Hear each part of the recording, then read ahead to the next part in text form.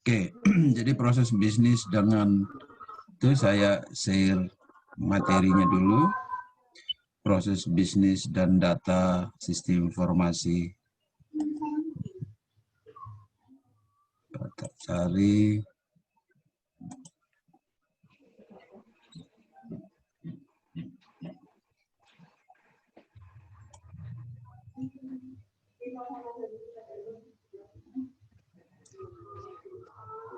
Sudah bisa lihat ya? Bisa, Pak. Bisa ya? Bisa. Bisa. Bisa, Oke. Pak.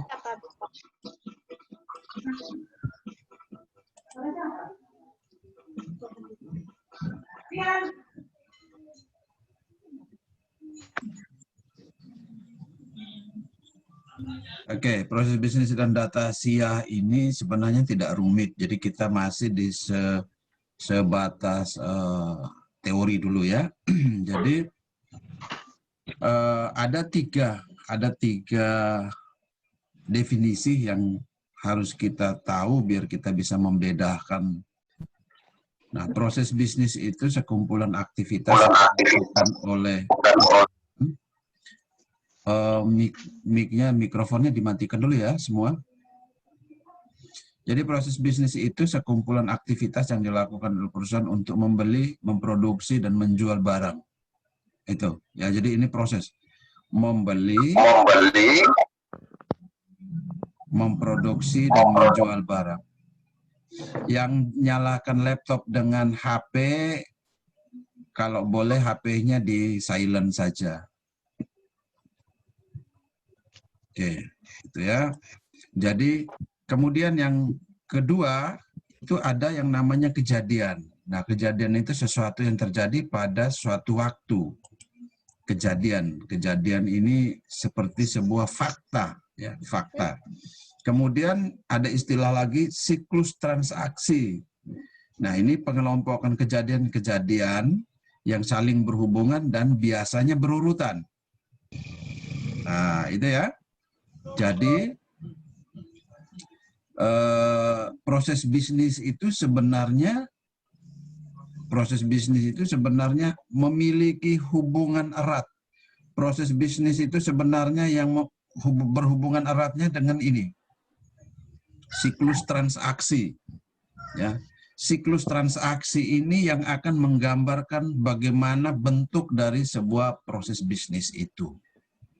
Jadi itu ya. Jadi proses bisnis ini tidak rumit. Tidak rumit.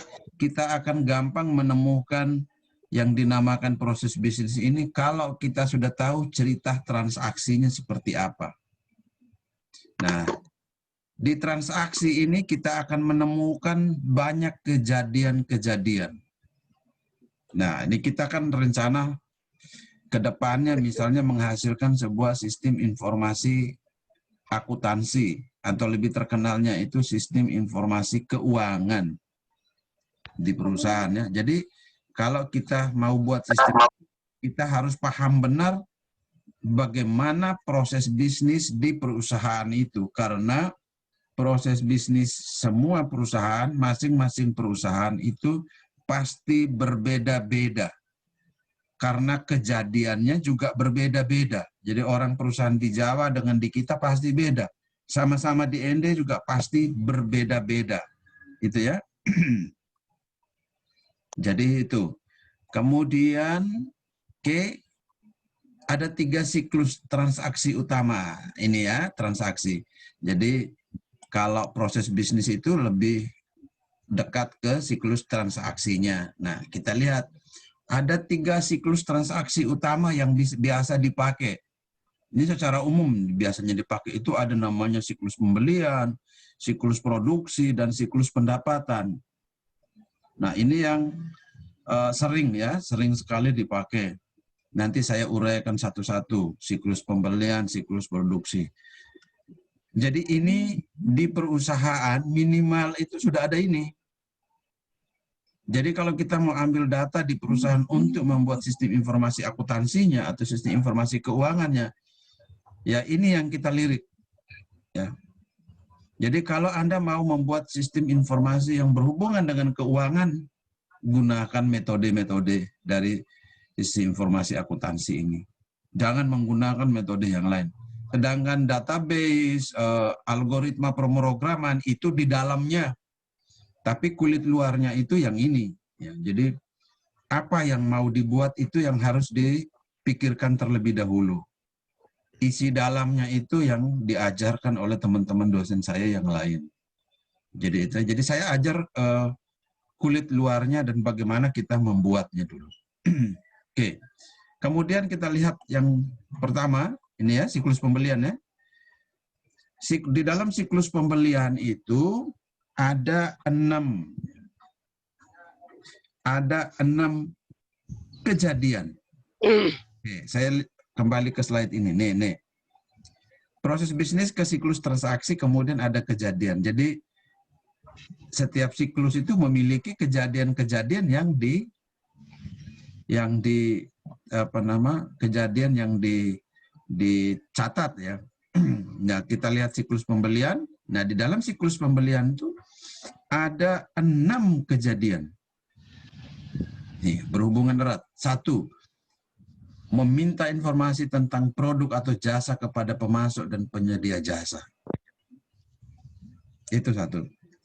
Sebelum melakukan pembelian, nah ini misalkan membeli bahan baku. Sebelum melakukan pembelian bahan bakunya, perusahaan harus meminta informasi tentang produk apa yang disiapkan. Gitu ya. Produk-produk apa saja yang disiapkan itu harus diminta dulu, sudah tahu dulu. Nah, kemudian setelah produk ini diinfokan, maka kejadian yang kedua adalah permintaan pembelian. Ya, permintaan pembelian. Permintaan pembelian oleh siapa? Permintaan pembelian oleh perusahaan ditujukan kepada yang punya barang atau yang punya bahan baku. Nah, kejadian saat permintaan pembelian, kejadian seperti apa saat permintaan pembelian? Misalnya gini, saya mau beli bahan baku karet atau mau beli bahan baku singkong. Berarti saya melakukan permintaan pembelian. Kejadiannya adalah kejadian permintaan pembelian. Permintaan pembelian itu di dalam siklus atau siklus transaksi pembelian tadi. Nah, ketika mau meminta pembelian, berarti yang harus menyetujui kejadian itu adalah seorang supervisor atau pemimpin di situ, pemimpin di bagian itu. Yang mana harus ada tanda tangan si A, si B, si C untuk melakukan permintaan pembelian. Itu ya. Jadi dokumen-dokumen untuk permintaan pembelian pasti ada. Itu urutannya. Kemudian yang ketiga di siklus pembelian itu ada kejadian namanya membuat kesepakatan dengan pemasok. Ya. Syarat, retur, pembayaran. Jadi ketika kita membuat permintaan pembelian, saya mau membeli 1 ini, 2 ini, 3 ini, 4 ini, 5 ini, dan seterusnya. Setelah itu, kita harus melakukan, perusahaan harus melakukan atau membuat kesepakatan dengan yang punya barang yang kita mau beli. Ya, kalau saya beli barang sampai sini rusak, apakah saya bisa kasih pulang atau retur atau tidak? Retur itu mengembalikan karena barangnya tidak sesuai dengan yang diinginkan ya. Jadi syarat-syarat dibicarakan memang di situ. Kemudian membuat kesepakatan bagaimana dengan pembayaran. Apakah saya bayar baru barang kirim ataukah saya dapat barang atau terima barang baru saya melakukan pembayaran di bulan berikutnya atau bagaimana. Nah, ini ya kejadiannya harus tercatat di sini yang poin 3. Ya, kejadian-kejadian ini harus tercatat. Kemudian kejadian yang keempat adalah menerima barang atau jasa. Setelah melakukan kesepakatan, barang diterima, maka perusahaan menerima. Nah, kejadian saat menerima barang itu bagaimana? Ketika barang itu tiba di kita, buka, kemudian bagaimana? Ya, masing-masing perusahaan itu berbeda-beda. Proses atau kejadian di perusahaan itu berbeda-beda. Kalau saya nih ya, Saya terima barang datang, saya semprot dulu. Nah, itu kejadian ya. Semprot, bersihkan dulu, lepas 1 hari dulu, baru besoknya dibuka, kemudian mulai dicek, dan nah itu kejadian. Proses pengecekan dan lain-lain. Nah, kemudian yang kelima, kejadian yang kelima adalah mencocokkan dokumen penerima barang dengan tagihan faktur. Tagihan atau faktur dari pemasok. Jadi biasanya di dalam barang yang dikirim itu ada fakturnya. Faktur nanti sebentar saya tunjuk, ada contohnya ya. Namanya faktur. Faktur itu biasanya dikirim bersamaan, nota faktur itu biasanya bersamaan dengan nota jalan. Jadi nota pengiriman barangnya itu biasanya dikirim bersamaan. Jadi kita mencocokkan fakturnya. Apa benar atau tidak barang yang diterima itu sesuai dengan surat fakturnya, harus dicocokkan ya. Kejadian itu harus dicatat, jadi nanti di dalam sistem itu kita lihat kejadian-kejadian ini yang kita membawa dia ke sistem ya. Kemudian yang keenam, membayar tagihan atau faktur yang telah jatuh tempo. Nah, tadi kita sudah terima, cocokkan, sudah oke, sudah itu kan ada kesepakatan di poin 3 itu. Berarti yang keenam adalah kita membayar sesuai kesepakatan, apakah bulan depan ataukah besok, lusa, dan seterusnya. Beda-beda. Jadi ini kejadian yang ada di siklus pembelian. Jadi rekan-rekan mahasiswa yang ganteng-ganteng dan cantik ini tolong lihat baik-baik. Di siklus pembelian sendiri itu sudah ada minimal 6 kejadian. Nah, kalau 6 kejadian ini kita ke aplikasi, kita membuat software, berarti kita harus menyusun minimal 6 ini menjadi 6 prosedur di dalam sistemnya. Ya. Jadi ini yang sebenarnya Anda hafal, ingat, dan pelajari ketika mau membuat sistem informasi keuangan atau akuntansi. Ini dasarnya. Kita berangkat dari 1, 2, 3. Jadi kita lihat, oh di perusahaan ini dia juga melakukan siklus pembelian. Ya, tuh. Jadi ada tiga ini, siklus pembelian, siklus produksi, dan siklus pendapatan. 3 siklus ini dinamakan apa? Dinamakan siklus utama karena memang itu di perusahaan rata-rata minimal mereka memiliki ini. Kalau tidak ada siklus ini nanti bagaimana coba? Beli habis ini tidak perlu tahu nih pendapatan atau untungnya tidak ada nanti. Tapi kalau menjalankan 2 yang di bawah, satunya di atas tidak, juga ganjil, tidak bisa. Itu ya. Jadi di dalam proses bisnis itu 3 siklus ini yang Anda harus pegang. Nah, siklus yang kedua, siklus produksi. Di dalam siklus produksi itu ada 7, minimal ada 7 kejadian yang perlu dicatat. Oke. 1, bagian penjualan membuat peramalan penjualan dan menyerahkan ke bagian perencanaan produksi. Ini orang di siklus produksi ya. Dia sudah tadi dia pembelian bahan baku dan lain-lain. Sekarang dia kalau mau memproduksi bagaimana? Jadi dia membuat peramalan, meramalkan. Oh, nanti sekarang pandemi COVID, nanti 2021 itu akan terjadi ini. Jadi dia melakukan peramalan dan dia diserahkan kepada perencanaan produksi. Bagian perencanaan produksi, dia akan mengkaji, melihat, wah betul tidak ini, ya. Peramalan, masih di peramalan. Sehingga diserah, itu kejadian bagaimana dia meramal. Kalau kita belajar di ekonomi manajemen itu komplit memang. Bagaimana membuat peramalan. Peramalan itu kejadian yang akan terjadi di bulan berikut, tahun berikut, atau sekian tahun berikutnya. Gitu, ya. Jadi misalnya, oh kali ini di Surabaya perusahaan rokok itu tutup karena karyawannya semua COVID-19. Berarti tahun depan kemungkinan produksi rokok dari Surabaya tidak ada. Kita membuat peramalan. berarti rokok bungkus di daun, tembakau bungkus di daun dan isap itu kembali lagi di tahun 2021. Kita tanam memang tembakau dari sekarang. Nah, itu peramalan. Nanti dikirim ke yang kedua, yaitu bagian perencanaan. Setelah dikasih peramalannya ke bagian produksi akan melakukan perencanaan kalau kajiannya akan masuk akal. Sehingga dia membuat perencanaan, kemudian membuat order produksi, permintaan bahan baku ke bagian persediaan. Gitu ya. Jadi prosesnya berlanjut ke bagian produksi. Untuk membuat permintaan sesuai dengan kalau rencana itu memang benar atau diperkirakan rencana itu akan terrealisasi. Yang ketiga, bagian produksi, setelah dia membuat perencanaan, dia membuat jadwal produksi. Yang gini. Jadi dia membuat jadwal produksi. Nah, jadwal produksi ini dia harus buat untuk kapan mulai memproduksi. Jadi seperti saya contohkan tadi, kalau tembakau tahun 2021 ya kapan? Februari, Maret, April atau kapan? Itu dia harus membuat.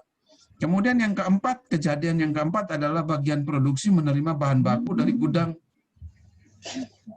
Setelah ada jadwal, kemudian ada kejadian bahan bakunya ada di mana, di gudang, kemudian bagian produksi mau kerja, dia harus terima.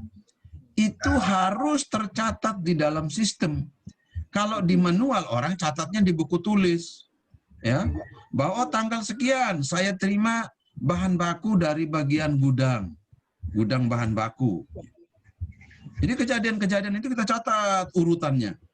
Kemudian yang kelima, memproses bahan baku yang tadi menjadi barang. Diprosesnya seperti apa menjadi barang. Jadi pasti dilakukan perhitungan. Oh, bahan bakunya 1 karung menghasilkan barang berapa kotak atau barang berapa bungkus dan seterusnya. Nah, kejadian-kejadian itu tetap dihitung. Kemudian yang keenam, bagian pengendalian kualitas, melakukan inspeksi kualitas barang jadi. Mikrofonnya dimatikan semua ya. Mikrofonnya dimatikan. Jadi itu ya, bagian pengendalian melakukan inspeksi kualitas barang jadi. Jadi barang jadi yang sudah dihasilkan dilakukan pemeriksaan ya. Apakah barang itu, lihat di yang ke-7, barang jadi tadi lolos inspeksi, maka dikirim ke gudang untuk dijual. Tapi kalau barang itu tidak lolos seleksi, barang itu dianggap cacat, maka barang itu dipindahkan ke gudang yang lain. Jadi makanya kamu lihat nanti sering ketemu tuh biasanya di pinggir-pinggir jalan, mas-mas biasanya jual sepatu, jual celana jeans, sepatu Bandung, celana jeans Bandung. Itu biasanya barang yang tidak lolos inspeksi. Tidak lolos masuk ke gudang barang jadi, maka diambil alih, dijual murah. Pasti ada cacatnya. Jadi sepatu ada cacatnya. Celana panjang ada cacatnya. Jangan sampai pas beli gaya-gaya, ternyata dia punya keelnya sudah robek. Tuh, itu yang untuk siklus produksi ya. Nah, oke. Kemudian yang ketiganya adalah siklus pendapatan. Ya. Di dalam siklus pendapatan sendiri itu ada 7 kejadian. Ini minimal nih. Makanya harus ini. Jadi banyak sekali kalau kita membuat sistem informasi akuntansi itu sudah 3 siklus dengan masing-masing ada kejadian-kejadian itu. 1, merespon pertanyaan pelanggan mengenai produk atau jasa. Ya. Nah, ini sebenarnya ditekankan ke bagian penjualan. Bagian penjualan ini harus mampu.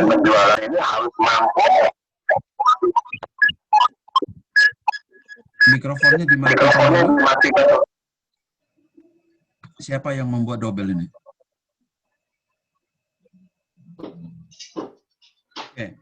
Jadi yang punya mikrofon matikan dulu, yang punya ribut ini. Nah, merespon pertanyaan pelanggan mengenai produk atau jasa ini biasanya di bagian penjualan, bagian pemasaran, ya. Jadi harus benar-benar merespon ketika ada pertanyaan mengenai detailnya produk yang akan kita jual. Ya. Itu harus ini. Jadi kejadian ini pertanyaannya seperti apa yang ditanya, dijawabnya seperti apa, itu kejadian itu juga perlu dicatat. Kemudian yang kedua adalah melayani order penjualan dari pelanggan. Jadi kalau sudah pelanggannya sudah paham, kita melakukan order penjualan. Nah, kalau saat order penjualan ini dilakukan harus dicatat. Melayani penjualan ke siapa dan pelanggannya yang mana, ya. Kemudian yang ketiga, memberikan layanan jasa atau melakukan pengiriman barang kepada pelanggan. Ini lagi, ya. Memberikan layanan jasa. Jadi kita mengirimnya seperti apa? Apakah bayar dulu baru kirim? Apakah kita kirimnya melalui JNE? Apakah kita kirim melalui apa? Itu pun perlu dipikirkan. Mengapa? Karena ini berhubungan dengan pengeluaran keuangan. Apakah yang namanya COD? Fabianus Oncerenggi. COD itu apa?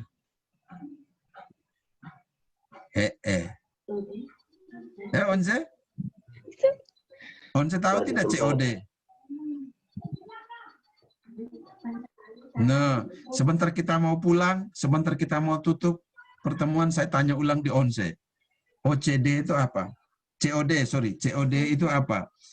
Nah, ini termasuk layanan yang dipakai oleh bagian pendapatan.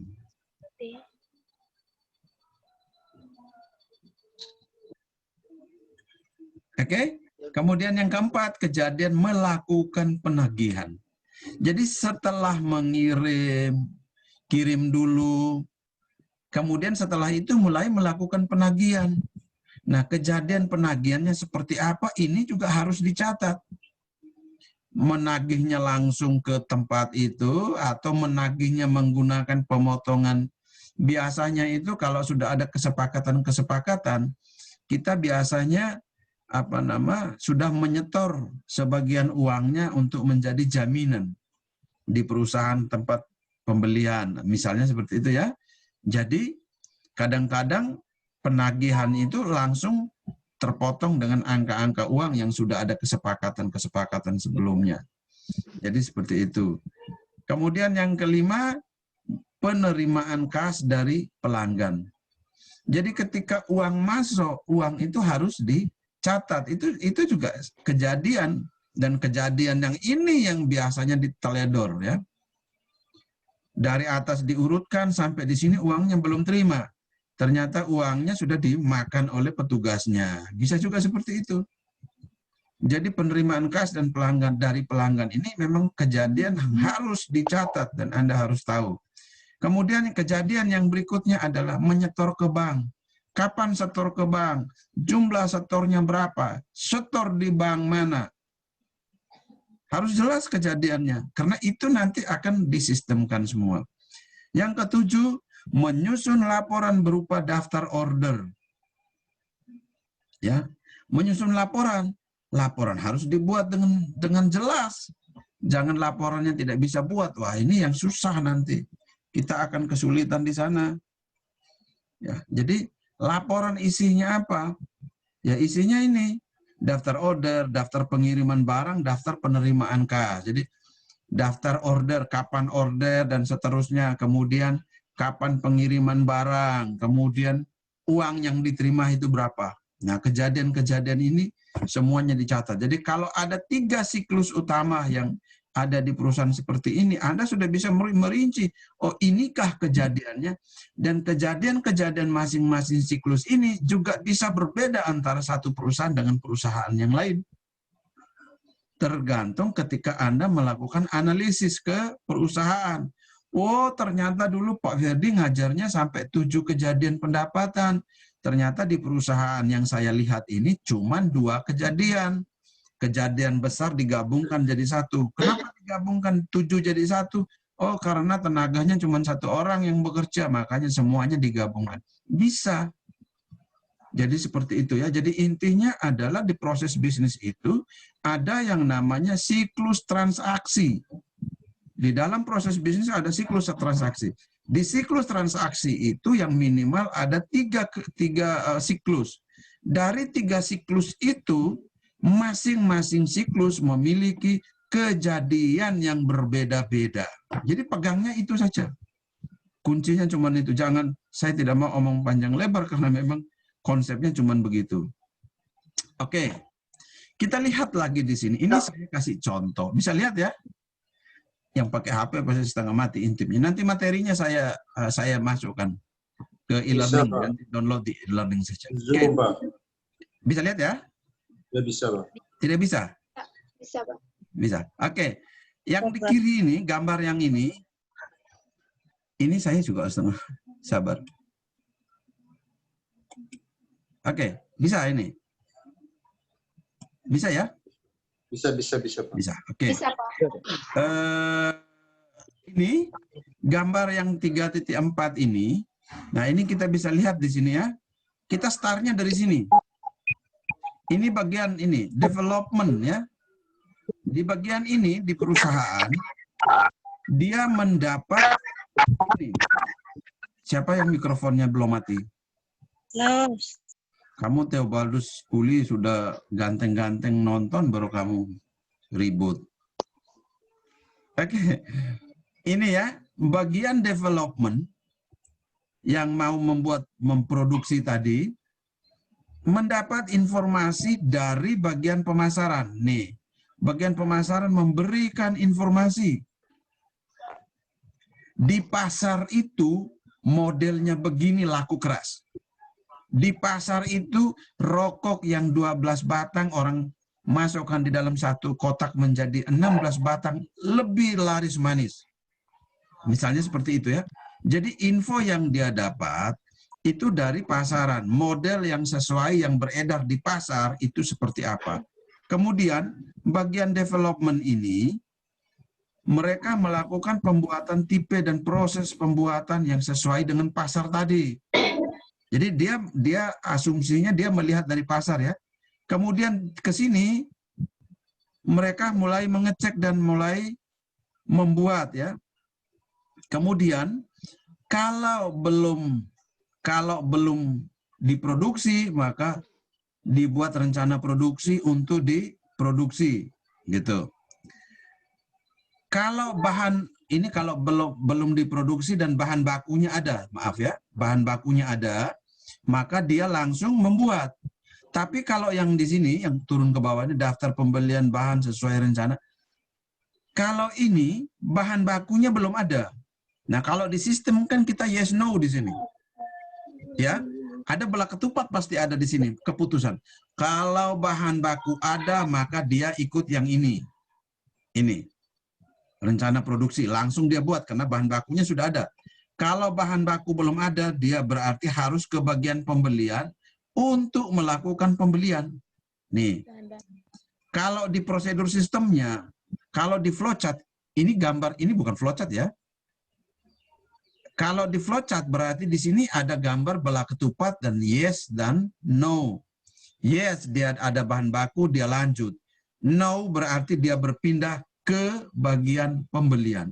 Jadi dari bagian pembelian ini dia beli dulu, beli bahannya dulu ya, sehingga yang di sini mereka dua akan ketemu di sini. Kalau sama-sama sudah memiliki bahan baku, jadi kalau ada langsung ke sini jalan pintas, kalau belum berarti dia melewati ini, gitu ya. Nah, kemudian semuanya itu akan tercatat di sini di bagian akuntansi. Nah, kemudian bagaimana dengan di pemasarnya? Kalau setelah barangnya sudah selesai diproduksi dan itu siap jual, barangnya sudah jadi, maka barang itu akan dikirim ke pelanggan. Bagian pemasaran akan mengambil barang ini menjadi sampel untuk mulai dilakukan promo dan menjual. Itu perusahaan yang mengeluarkan merek sendiri. Dia mengeluarkan merek sendiri atau dia dengan berpedoman pada di pasar itu seperti apa. Kalau yang di kanan ini mirip ya, mirip juga, hanya bedanya Di sini berdasarkan pesanan dari pembeli atau pelanggan. Kalau yang di kanan, yang di pertama saya jelaskan itu perusahaan menyesuaikan dengan pasar. Oh, rokoknya harus 16 batang satu bungkus. Oh, bahan mobilnya atau bahan motornya harus dibuat ini. Karena orang Flores itu sering mendaki gunung dengan motor ke kebun, maka bahannya dirubah. Berarti itu yang di kiri. Kalau yang di kanan, itu berdasarkan pesanan. Membuat sesuatu berdasarkan pesanan. Jadi di sini ada bagian pemasaran, ya. Ini, kemudian ini nanti di sini ada kejadian-kejadian tadi, mereka berdiskusi dan seterusnya, akhirnya menghasilkan sebuah bentuk. Untuk pemesanan barangnya kami mendesain khusus untuk ini. Jadi seperti itu. Jadi dulu saya pengalaman menjual beli laptop itu, kalau di pasaran orang menyukai bentuk tipis daripada laptop Asus, ya kita mengikuti. Jadi perusahaan-perusahaan laptop itu dia mengikuti itu. Tapi ada juga saya pernah melakukan pembelian dengan melakukan pemesanan atau merequest sesuai dengan keinginan saya. Laptop yang saya pesan 50 unit itu saya mau seperti ini. Nah, perusahaan laptop sendiri dia mengeluarkan dengan tipe yang berbeda. Tipe itu tidak dijual di pasaran. Itu saya beberapa kali ya sering melakukan itu dengan PT Acer Indonesia. Jadi di Acer Indonesia juga gitu. Kalau pemesanan barang lebih dari 20 unit, maka saya punya hak untuk meminta tipe dan modelnya seperti apa. Jadi kadang-kadang orang pegang itu laptop Acer itu ada yang tipenya travel made. Nah, kalau travel made itu kebanyakan itu pemesanan sesuai dengan kebutuhan yang mau pakai. Nah, itu kita yang di sini ya berdasarkan pesanan. Kalau yang ini berdasarkan informasi di pasar seperti ini. Bedanya cuma itu saja. Oke, kita lihat lagi yang berikut. Ada 3 tipe di dalam proses bisnis. 3 tipe. 3 tipe ini juga ya kadang orang menggunakan 3-tiganya, ada dan cuma 1, ada cuma 2. Yang pertama adalah proses manajemen. Proses manajemen ya. Nah, proses manajemen ini biasanya yang lebih ditekankan di proses manajemen itu tata kelolanya lebih ditekankan. Mengapa tata kelola ini sangat ditekankan di proses manajemen? Ya karena memang di sini akan berurusan atau tata kelola korporasi, tata kelola perusahaan itu seperti sebuah Anda belajar manajemen, pernah dulu semester 1 saya ajarkan ya. Manajemen itu ada 5. Perencanaan, pengorganisasian, staffing atau SDM, dan ada 5 itu ya. Pengawasan dan pengendalian. Nah, itu sebenarnya memberikan model. Jadi ada proses bisnis yang mereka menggunakan model tata kelola atau manajemen sebagai patokannya untuk proses bisnis itu. Nah, ini biasanya gaya-gaya kalau orang dari manajemen, orang tamatan dari manajemen biasanya dia gayanya menggunakan ini. Kemudian proses yang kedua adalah proses operasi. Nah, proses operasi ini boleh dibilang bahwa ini adalah proses inti di dalam perusahaan. Proses inti yang kita pelajari. Ya, mengapa dia dibilang proses inti? Karena yang penting itu ada di situ di proses operasi itu. Dari pembelian, penjualan, dan pendapatan. Pembelian, apalagi? Pembelian, produksi, pendapatan atau keuntungan. Jadi 3 siklus tadi ada di dalam sini. Ada perusahaan yang benar-benar menggunakan hanya proses operasi. Dia tidak peduli dengan proses manajemennya. Jadi kalau perusahaan-perusahaan seperti ini, perusahaan-perusahaan kecil ya, perusahaan-perusahaan rumahan, proses manajemennya dia tidak tahu. Dia tidak mau pakai karena strateginya bagaimana untuk memenangkan pasar, dia tidak pakai. Yang penting dia fokusnya di sini. Pembelian, manufaktur, pemasaran, penjualan, sukses dia di sini. Nah, kemudian ada juga yang ketiga, proses pendukung. Ini proses pendukung saja ya. Jadi misalnya proses akuntansi, proses keuangan, personalia, rekrutmen, IT, pendukung. Ini pendukung. Jadi Anda membuat sistem informasi akuntansi, dia akan masuknya ke sini. Pendukung. Jadi lihat. Jadi Anda tidak bisa memaksa bahwa sistem informasi akuntansi itu harus kamu pasang di kamu punya perusahaan. Tidak bisa dipaksakan. Mengapa? Karena itu masuk di dalam proses pendukung. Yang perlu itu ini. Dia mau manual sampai kaki tangan lemas pun tetap berjalan. Ini harus berjalan. Jadi yang di proses yang kedua itu. Jadi itu ya, jadi di perusahaan ada 3 ini. Jangan pernah kalian memaksa untuk orang menggunakan ini. Untuk orang menggunakan ini. Karena ini adalah 3 proses bisnis yang menjadi pilihan. Gitu ya. Pahami yang 3 ini. Kalau sudah paham ini, Theobaldus Puli, omongnya tuh enak ketika mau tawarkan. Bagaimana sistem informasi akuntansi saya mau buat? Gampang. Kenapa? Karena Anda mampu menjelaskan ini. Dan Anda mampu bahwa ini yang saya belajar. Jadi itu ya. Jadi hati-hati dengan 3 ini. Kemudian yang berikutnya.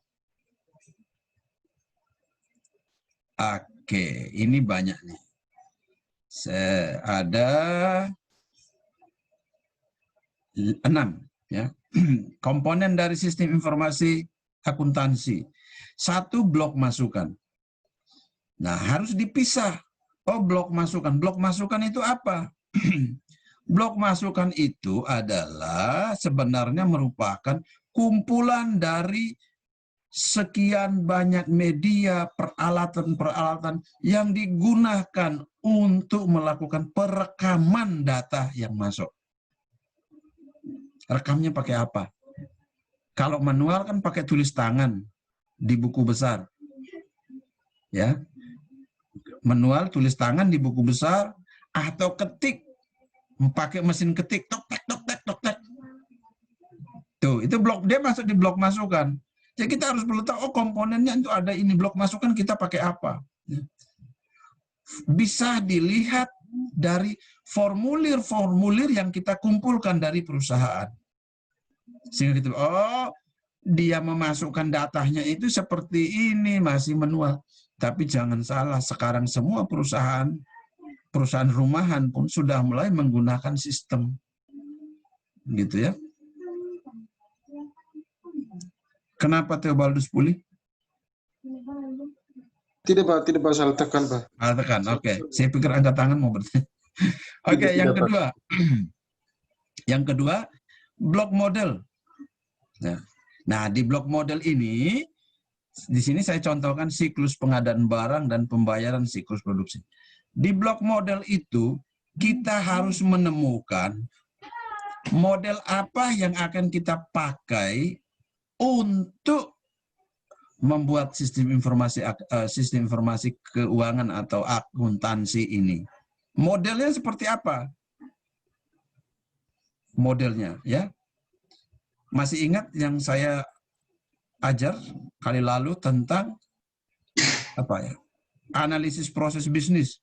Nah, itu ditekankan model-modelnya. Model matematika itu seperti apa?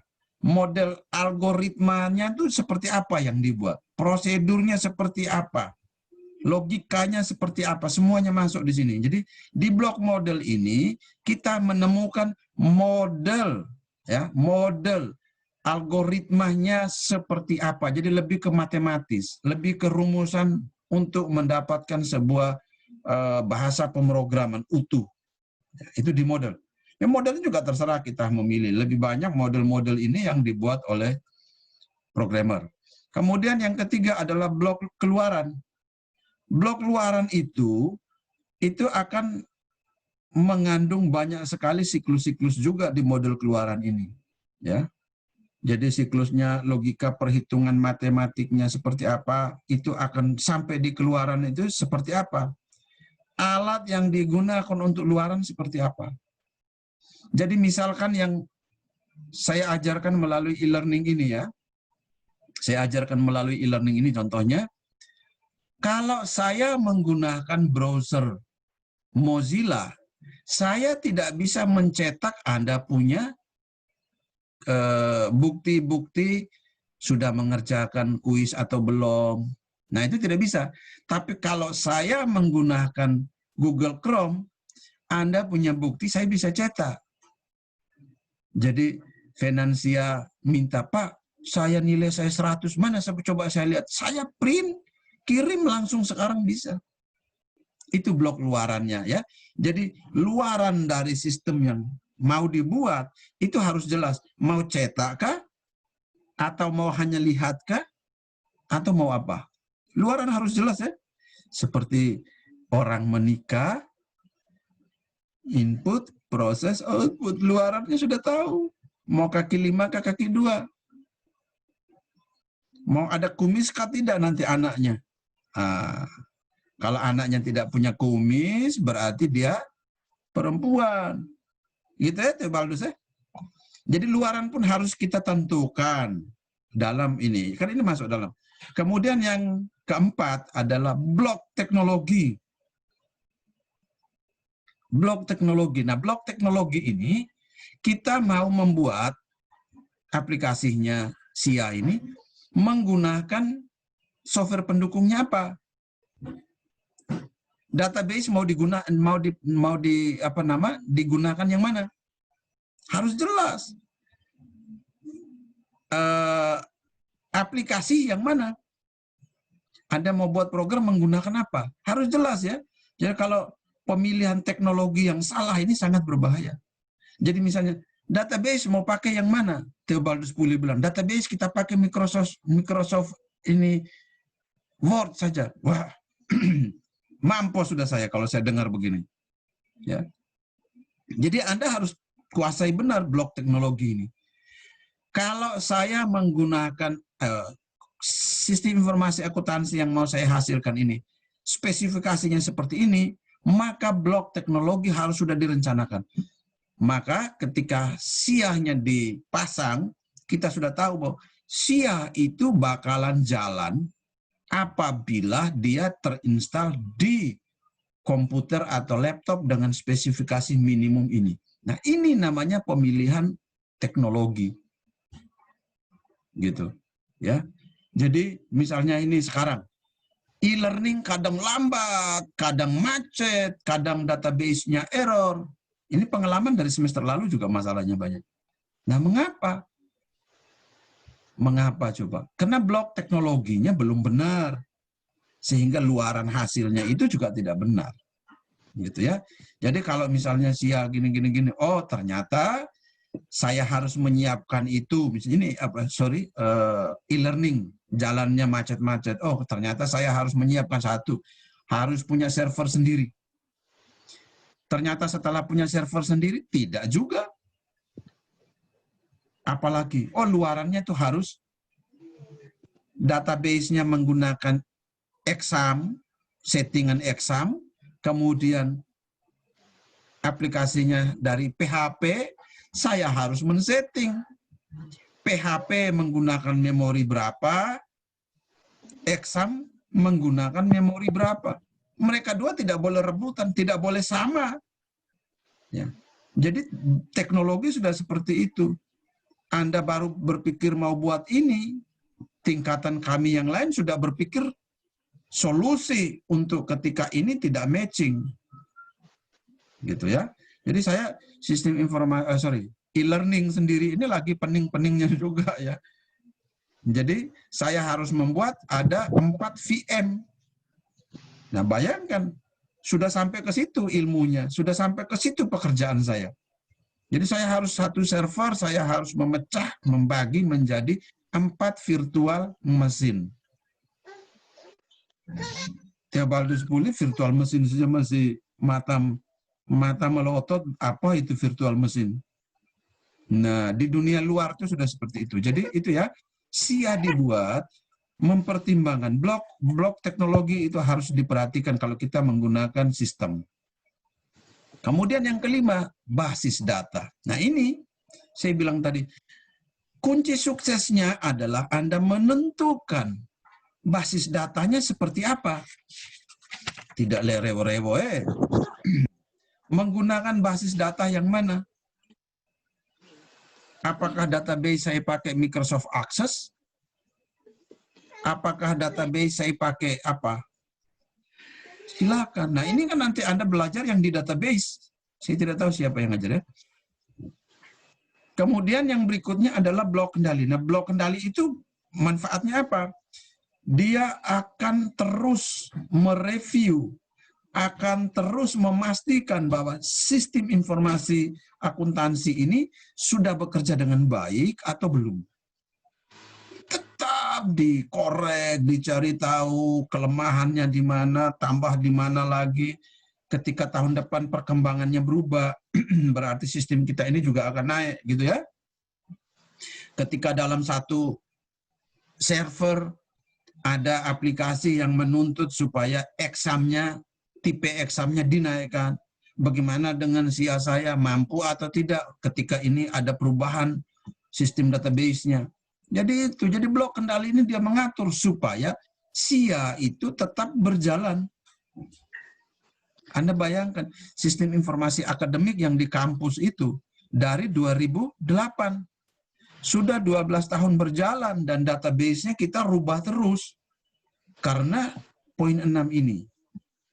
Ya, jadi seperti itu. Di sistem informasi akuntansi pun harus terpikirkan ini. Jadi 6 blok ini harus benar-benar Anda kuasai. Kalau sistemnya mau dikerjakan dan itu. Jadi blok kendali ini sangat riskan dan sangat-sangat penting untuk Anda lakukan. Kemudian yang berikut. Transaksi. Oke. Transaksi ya. Transaksi tadi itu transaksinya itu.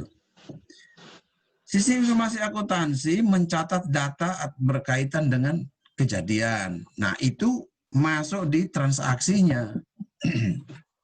Jadi dia masuk di transaksi. Transaksi itu memang kejadian-kejadian yang harus dicatat. Untuk mencatat ke dalam jurnal kita mengenal sistem namanya manual dan sistem informasi itu tadi. Kalau manual berarti dia catat di buku tulis yang panjang-panjang biasanya. Kemudian yang ketiga, ketika kita berbicara mengenai transaksi ini, kita harus tahu atau paham mengenai sistem manual. Manualnya seperti apa? Harus tahu. Kalau kita tidak tahu manualnya, susah untuk kita pindahkan ke sistem komputerisasinya ya. Pemahaman alur manual dapat meminimalisir kesalahan entry data ke dalam SIA. Paham dulu alur-alurnya. Kuncinya yang di 3 tadi. Masing-masing 3 transaksi tadi memiliki kejadian-kejadian yang berbeda-beda. Itu benar-benar harus dikuasai supaya bisa buat. Oke. Saya mau tunjukkan ini, sahabat. Ada yang saya mau tunjukkan.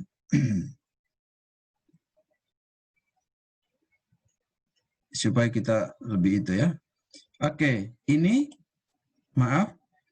Ini contoh dari faktur yang saya bilang tadi. Jangan sampai nanti Nikolaus Tasonova tidak tahu faktur itu yang kayak mana. Ini faktornya ya. Contoh. Faktur penjualan. Itu ada tanggal berapa, nama, alamat, teleponnya berapa, kemudian nomor, nama barang, jumlah barangnya berapa, harga, jumlah. Jadi kalau kita kasarnya kita bilang bahwa, hey itu nota. Ya, nota beli. Itu faktur namanya. Kemudian ada yang namanya buku pembantu piutang. Kenapa ada buku pembantu piutang? Karena biasanya ada kejadian-kejadian yang kita tidak bisa langsung ke komputer. Tapi kejadian-kejadian ini kita hanya bisa mencatat di buku pembantu. Kalau di akuntansi itu seperti itu. Ada namanya buku pembantu, di mana kita catat-catat dulu di sini, nanti baru kita pindahkan ke sistem. Jadi akhir bulan kita masuk ke sistem. Nah ini contohnya nih ya. Ada tanggal 25 Maret, penjualan 25, debitnya 25 juta. Kemudian di bulan April, kreditnya 25 juta. Debit itu Finansia Siska. Ya, debit itu dengan kredit kan beda, Fenan. Dinyalakan, saya mau omong dengan finansia. Ya, debit dan kredit itu kan berbeda atau finansia? Beda ya? Pak. Beda. Nah, debit itu uang masuk apa uang keluar? Uang masuk, Pak. Uang masuk. Dia Trimulyani, debit itu uang masuk apa uang keluar?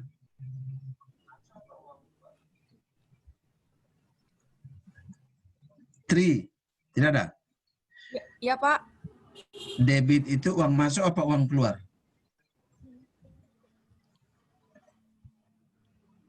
Apa hayo? Mau Rema? Inma? Ada Inma? Ada, Pak.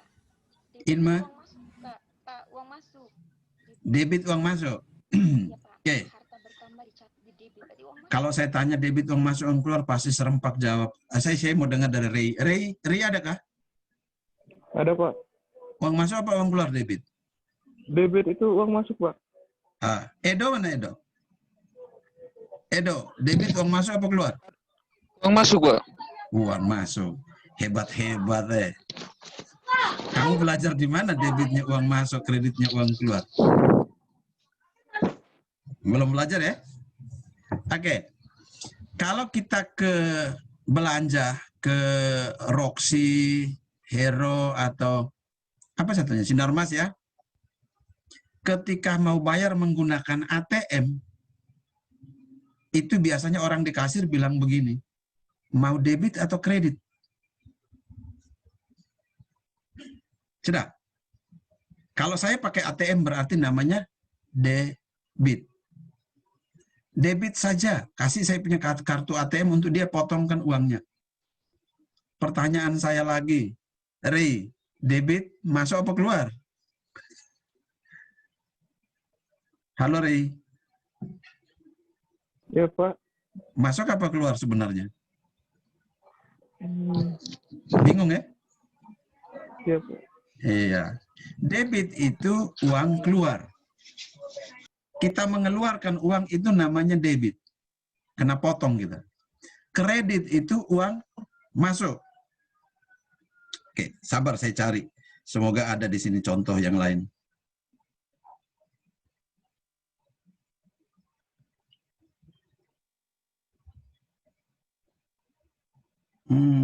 Di mana ini? Sabar ya.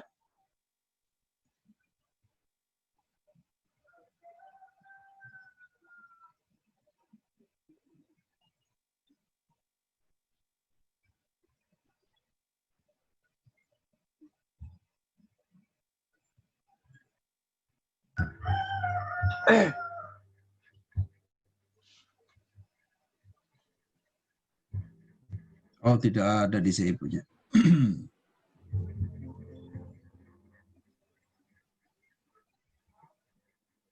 Maaf, tidak ada. Dia hanya tulisan transfer. Jadi, debit itu adalah uang keluar dan kredit itu adalah uang masuk. Ini di gambar sudah ada jelas-jelas, masa masih bingung.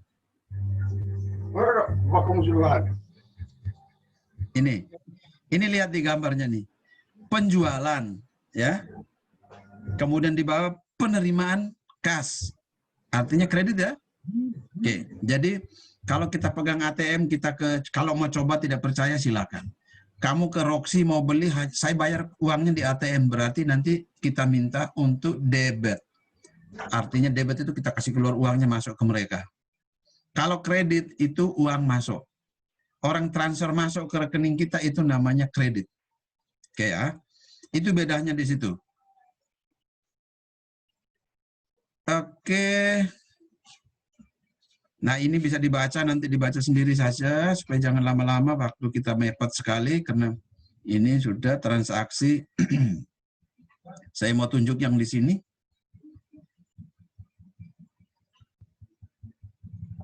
Oke, ini ada dua. Master file dan file transaksi. Oke, ini tugas beratnya. Di dalam membuat sebuah sistem informasi akuntansi, itu kita harus mengenal ada yang namanya master file dan ada yang namanya file transaksi. Yang paling pertama kita buat di sistem itu, jangankan sistem informasi akademik, sistem apa saja yang berhubungan dengan penjualan pembelian, Anda harus mampu dulu membuat namanya master file. Tabel masternya harus ada dulu. Kemudian transaksi itu dari kejadian tadi kita membuat tabelnya. Tapi tabel masternya harus ada dulu ya. Satu, menyimpan data yang relatif permanen berupa pihak eksternal, internal, dan barang atau jasa. Tabel pelanggan, tabel produk, tabel apalagi distributor atau tabel supplier. Nah, tabel-tabel itu yang dinamakan tabel master. Tidak merinci transaksi individu. Data yang disimpan dapat berupa referensi atas summary data. Itu yang namanya master. Sebentar saya tunjukkan contoh. Kemudian yang kedua adalah file transaksi. Menyimpan data kejadian, memiliki field tanggal transaksi, memiliki informasi yang lain. Jadi informasi kejadian itu di file transaksi. Anda buat dulu database master. Tabel-tabel master dibuat dulu sebelum Anda ini. Jadi jangan tumpang tindih. Kalau saya mau membuat sistem informasi di bengkel, berarti yang saya lakukan pertama adalah membuat tabel master. Satu, tabel master stok barang. Dua, tabel master pelanggan saya. Tiga, tabel master pegawai saya. Cukup. Transaksi, ketika transaksi, ini yang berhubungan. Tabel-tabelnya akan berhubungan. Gampang saja seperti itu. Jadi konsepnya yang dibuat dulu. Jangan langsung masuk buat programnya. Tidak akan selesai, anak. Jadi harus mampu membedakan master dengan transaksi. Transaksi itu biasanya minimal berisi tanggal. Oke. Yang berikutnya, ini gampang, ini tidak perlu saya jelaskan ini. Merekam, bagaimana merekam ya. Kalau merekam itu menyimpan data-data kejadian atau file master yang belum ada kita rekam, kan gitu.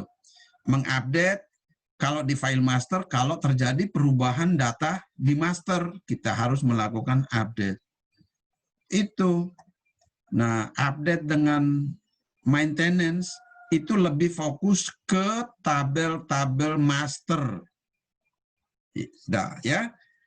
Jadi untuk update dan maintenance itu lebih fokus ke tabel-tabel master. Database master itu lebih update dengan maintenance.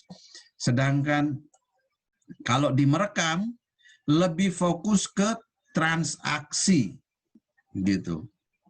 Itu ya, beda-bedanya itu seperti itu.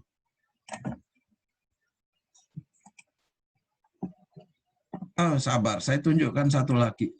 Mana ini? Tabel master. Oke, ini ada. Ini ya.